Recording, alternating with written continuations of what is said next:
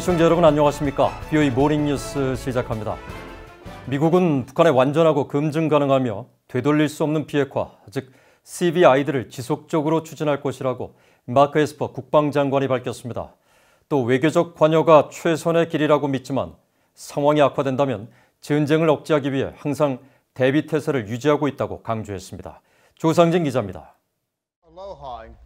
마크 에스퍼 미국 국방장관은 26일 미국 하와이 민간 연구기관 데니얼 이노우의 아시아 태평양 안보연구소에서 열린 강연에서 인도 태평양 지역 안보의 현안으로 북한 문제를 지적했습니다.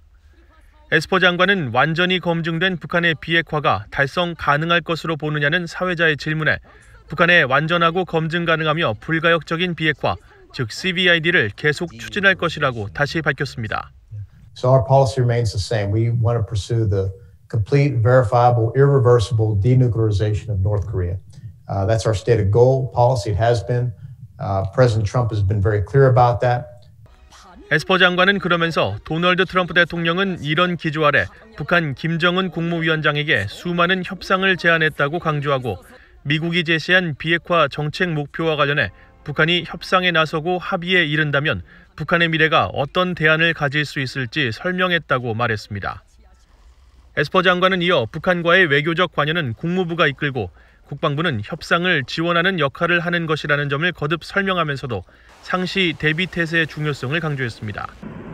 그러면서 필요하다면 싸워서 이길 수 있는 준비태세를 유지할 것이라고 말했습니다. We have a responsibility, working alongside our partners in the Republic of Korea, to maintain a readiness, a preparedness stance, the fight tonight capability, so that if things go bad, we can deter and if necessary, fight and win. 에스퍼 장관은 미국은 항상 이 같은 대비태세 속에 한국 등 영내 다른 동맹국들과도 좋은 관계를 맺고 있다면서 외교가 최선의 길이며 북한의 CVID 목표를 계속 추진할 필요가 있다고 거듭 강조했습니다. 에스퍼 장관은 이어 남중국해 문제를 둘러싼 미국과 중국의 갈등 확산에 대해서는 중국이 영내 국제법과 규범을 지키지 않고 있다고 지적했습니다. Under the leadership of the Chinese Communist Party, Beijing has repeatedly fallen short of its promises to do the following: abide by international laws, rules, or norms, despite continuing to reap the benefits of the international system and free markets. 에스퍼 장관은 중국이 공격적으로 군의 현대화를 추구하면서 전 세계에 그 힘을 과시하려 하고 있고 특히 남중국해에서 그 모습을 보이고 있다고 지적했습니다. 그러면서 미국은 태평양 지역을 선도할 책임이 있는 국가로 중국이 국제규범에 좀 더 맞는 궤도로 복귀할 수 있도록 일해 나갈 것이라고 밝혔습니다. BOA 뉴스 조상진입니다. 미국 정부 내 사이버 안보 담당 부처 4곳이 정부 합동으로 북한의 사이버 금융범죄 경보를 발령했습니다. 미국 정부는 북한 정찰총국 산하 해킹단체 비글보이즈를 지목하면서 이들이 세계 각국의 현금 인출기, ATM 시스템 등에 접촉하는 수법으로 20억 달러를 빼내려 했다고 밝혔습니다. 김시영 기자가 보도합니다. 미국 국토안보부 산하 사이버안보 및 기반시설안보국 시사와 재무부, 연방수사국 FBI와 사이버사령부가 26일 북한 해킹단체 비글보이즈에 대해 사이버 금융범죄 합동경보를 발령했습니다. 이들 사이버안보 담당 정부 부처들은 미국 주요 언론사 등에 배포한 보도자료를 통해 이 같은 내용을 동시에 알렸습니다. 사이버 안보 부처들은 비글보이즈의 존재를 처음 알리면서 북한의 사이버 해킹 범죄 활동을 가리키는 히든코브라의 대표적 하위 집단이라고 밝혔습니다. 그러면서 비글보이즈는 북한 정찰총국의 지휘를 받아 지난 2014년부터 활동해왔으며 올해 들어서는 지난 2월부터 전 세계 은행들을 대상으로 현금 자동 입출 금기, ATM 시스템 등을 노린 현금 탈취를 재개했다고 밝혔습니다. 또 2015년부터 한국과 일본, 타이완을 비롯해 필리핀, 말레이시아, 인도, 칠레, 멕시코, 스페인, 토고, 가나 등 38개국 금융전산망이 비글보이스의 표적이 됐다고 설명했습니다. The cyber-enabled tactics to steal money. North Korean government cyber actors have made hundreds of millions of US dollars and are likely a major source of funding for the North Korean regime. 비글보이즈는 기존 북한 해커들과 마찬가지로 원격 인터넷 접속 방식에 기반을 두면서 취업 소식 등으로 가장한 이메일을 보내 표적이 된 사용자가 10경우 악성 프로그램이 가동되고 이 프로그램이 빼낸 개인 금융정보로 해커가 해당 금융망에 접속한 뒤 국제 송금망을 원격 통제하는 방식입니다. 이렇게 ATM 등의 해당 금융 전산망에 침입해 다른 은행 계좌로 돈을 빼돌리는 방식으로 탈취한 돈은 최종적으로 북한 정권으로 흘러들어가는 구조라는 설명입니다. 방식 자체는 기존의 북한 사이버 범죄 행위와 유사하지만 잘 짜여진 계획과 훈련, 그리고 간첩 활동에 버금가는 사이버 작전을 수행했다는 면에서 차이가 있다고 경보발령 부처들은 밝혔습니다. At United States Cyber Command, we work with our U.S. government and allies to take action against this bad cyber behavior. 합동경보를 발령한 정부 부처들은 북한의 악의적 사이버 활동들은 광범위하게 이루어지고 있으며 또 계속 발전하고 있다는 점도 강조했습니다. 특히 북한이 사이버 안보 감시망 회피 전술을 정교화하는 등 비글보이스의 사이버 작전은 갈수록 복잡해지고 파괴적이어지고 있다면서 이에 적극 대응해야 한다고 경고했습니다. VOA 뉴스 김시영입니다. 국군 포로와 납북자들의 송환을 촉구하는 유엔의 소환에 대해 북한 당국이 또다시 사실을 부인하며 반발한 소식이 알려지자 한국 내 피해 가족들이 크게 반발하고 있습니다. 다음 달 유엔 총회에서 북한 인권 문제가 논의될 예정이지만 북한 정권의 입장 변화 가능성에 대해서는 회의적인 견해가 지배적입니다. 서울에서 정찬배 기자입니다. 유엔 인권 보고관들은 한국 전쟁 당시 납북된 민간인과 전쟁 포로 5만 명이 아직까지 한국으로 송환되지 못한 것으로 추정하고 있습니다. 이에 따라 전쟁 포로와 납북자들에 대한 송환을 촉구하는 서한을 북한에 보냈지만 북한은 체제 전복을 위한 정치 공작이라고 주장하며 납치와 강제 실종을 전면 부인하는 내용으로 회신했다고 유엔 인권 최고대표 사무소가 최근 공개했습니다.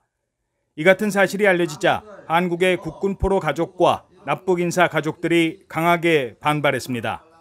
납북 인사 가족협의회는 한국 전쟁 휴전 직후 19,000여 명으로 알려졌던 생존 국군 포로는 이제 500명이 채 안 되는 것으로 추산된다면서 북한 당국은 인류 보편의 인도주의에 입각해 국군 포로 전원을 무조건 송환해야 한다고 촉구했습니다. 또 전쟁 직후 10만 명으로 추산되는 민간인 납북자들 가운데 생존한 인사들도 즉각 송환할 것을 다시 한번 촉구했습니다. 북한은 지금까지 단 한 번도 70년도도록 납북 사실을 시인한 적이 없어요. 휴전회담부터. 그래서 그들은 계속 부인을 앞으로 할 것이고, 그렇다고 해서 우리가 그거를 받아들이고 인정을 하면 안 되고. 국군 포로 가족들도 나라를 위해 싸웠던 국군 포로들이 북한은 물론 한국에서도 제대로 인정받지 못하고 있다면서 한국 정부의 적극적인 해결 노력을 거듭 요청했습니다. 국군 포로가 북한에서 죽고 그 자식이 연자제로 살았기 때문에 그 자식이 아버지 고향으로 왔지 않습니까? 중원자들이 다 있는데도 북한이 부인한다. 이런 자체는 저는 용납을 할 수 없습니다. 한국 내 전문가들은 국군 포로와 납북자 등 인권 문제에 대한 북한 정권의 태도 변화는 요원한 것으로 지적했습니다. 특히 김정은 체제 이후 장마당과 밀수 등 경제적인 통제는 다소 완화해주는 반면 인권 문제 등에 대해서는 체제 위협으로 여기며 압박을 더 강화하고 있는 북한이 다음 달 유엔 총회에서 예고된 북한 인권 문제 논의 때 또다시 상투적 입장을 반복할 것이라는 설명입니다. 특히 이제 인권 문제는 사실은 김정은 체제의 가장 취약한 아킬레스건입니다. 북한 내부 인권과 관련된 그 어떠한 문제도 인정하거나 아니면 그래서 수용할 생각이 전혀 없는 거죠. 그러니까 예전보다 훨씬 더 강화된 통제를 하고 있다 이렇게 보면 됩니다. 이런 가운데 북한에서 강제 노역을 당한 뒤 탈북한 국군 포로들에게 위자료를 지급하라는 한국 법원의 판결에도 불구하고 실제 위자료 추심 절차는 최근 난항을 겪고 있는 것으로 파악되고 있습니다. 승소 판결을 받아낸 피해자들은 북한 조선중앙TV 영상 등에 대한 저작권 사용료를 모아 갖고 있는 남북경제문화협력재단에 대해 채권 압류와 추심을 추진하고 있지만 재단 측이 이의 신청 등 법적 대응에 나서면서 별도의 추심금 청구 소송을 준비하는 등 진행이 늦어지고 있습니다. 하지만 국군포로 피해자 소송 대리인단은 다른 국군포로 피해자 5명에 대해서도 다음 달 추가 손해배상 제기 등 북한의 인권 침해 사례에 대한 법적인 압박 노력을 계속 이어갈 방침입니다. 서울에서 VOA 뉴스 정찬배입니다. 북한이 이른바 경제 3중고로 퍼펙트 스톰, 최악의 경제 상황을 맞고 있다고 미국의 민간연구단체가 지적했습니다. 미 헤리티지 재단은 26일 공개한 경제적 압박의 퍼펙트 스톰에 직면한 북한이란 제목의 보고서에서 북한이 핵미사일 도발에 따른 대북 제재와 신종 코로나 바이러스 확산 방지를 위한 국경 봉쇄, 심각한 수해 등 동시다발적인 경제 재앙에 직면해 큰 어려움을 겪고 있다고 분석했습니다. 그러면서 북한 김정은 국무위원장이 이 같은 상황에도 코로나 바이러스 확산 우려를 내세워 국제사회의 지원을 거부하고 있지만 그럼에도 미국 정부가 자연재해로 어려움을 겪는 북한 주민들에게 적극적으로 인도적 지원에 나설 필요가 있다고 제언했습니다. 보고서는 그러나 대규모 지원은 북한 정권에 유리한 군대 등의 혜택 때문에 자제해야 한다며 북한의 태도 변화가 있기 전까지는 대북 제재를 계속 유지해야 한다고 강조했습니다. 북한 당국이 국내 신종 코로나 바이러스 감염증으로 인해 격리 조치한 사람이 3만 명에 달하며 검사를 받은 2,700명 중에 확진자는 없다고 보고한 것으로 전해졌습니다. 에드윈 살바도르 세계보건기구 WHO 평양사무소장은 27일 VOA에 북한 보건성이 신종 코로나 바이러스로 인한 북한 내 누적 격리자가 모두 3만 965명이며 지난 20일 기준으로 2만 9,961명이 격리 해제된 것으로 보고했다고 밝혔습니다. 또 북한은 현재 총 2,767명을 대상으로 코로나 바이러스 검사를 진행했으며 이들 모두 음성 판정인 것으로 알려졌다고 전했습니다. 살바도르 소장은 이어 북한이 최근 코로나 바이러스 비상 방역 체제 이유로 거론했던 탈북 후 개성으로 재입국한 남성에 대해서는 검사 결과가 확정적이지 않다고 말했습니다. 그러면서 다만 개성에서 해당 탈북민과 직간접적으로 접촉했던 주민 등 3,700명은 이달 중 모두 격리 해제된 것으로 안다고 설명했습니다. 한국통일부가 남북교류협력 촉진을 위해 기업 지원과 절차 간소화 등의 내용이 포함된 남북교류협력법 개정안을 입법 예고했습니다. 통일부는 27일 남북경제협력 사업 중단 시 기업들을 지원할 근거조항 신설과 우수교역업체 인증제도 도입을 통한 제출서류 간소화 등을 담은 개정안을 발표했습니다. 개정안은 통과 시 신고 의무나 제재 완화 조치, 북한 관련 단체 등의 북한 지역 내 사무소 설치 허용 등 분야별 남북협력 사업 규정을 구체화하는 방안도 담겼습니다.